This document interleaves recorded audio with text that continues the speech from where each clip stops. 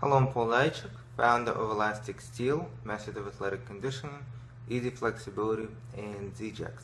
Today we're going to talk about antagonist short length conditioning. So I mentioned that several times before, together with extended length conditioning and peripheral conditioning. So this is part of our strength exercises. Together with movement and habituation, they basically focus on allowing the body to keep the flexibility that we gain from kinesiological stretching techniques.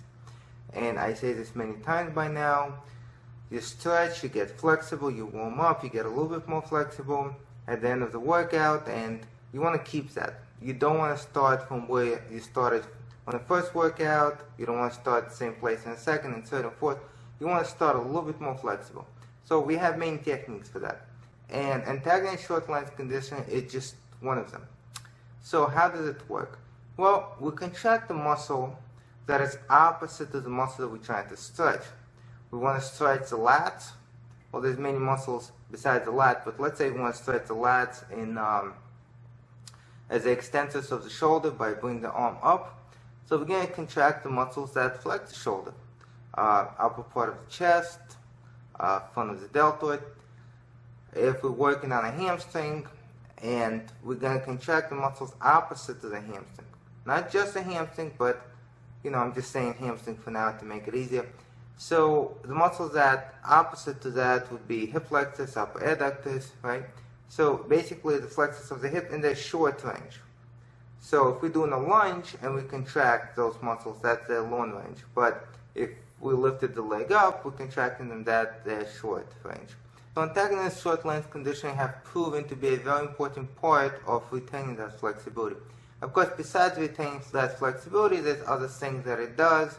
For instance, if you're working on a specific technique where contraction of the muscles in short range is required, you're already getting that help just by practicing extended short length conditioning. So for instance, if you're throwing a side kick, you want the abductors as the muscle that bring the leg out to the side and internally rotate. You want to contract them. If you're looking for a front attitude or a front kick, you're going to contract the muscles in front of the hip, foot range. So basically that's how it works. So an example here today, we're going to work on a side split. And this example is actually footage taken from the Easy Splits course. So when we do a split, we stretch our adductors or horizontal adductors or horizontal flexors of the hip. So the horizontal extensors need to contract. And this exercise is one of many exercises that does it. So let's take a look. For the next technique, we start in hand and knees position. We have legs together and we're going to lift one knee directly out to the side and back down. And other leg out to the side and back down. So here we're trying to contract the glutes, stretch the adductors and come back. Once again, lift and come back. Another variation is to extend one leg and work one leg at a time. So straight leg here, lifting it up as high as possible and coming back. If you want to turn your body a little bit, that's okay too. Okay, so legs straight, lifting and coming back. The goal is to open the legs as wide as possible each time the leg is lifted.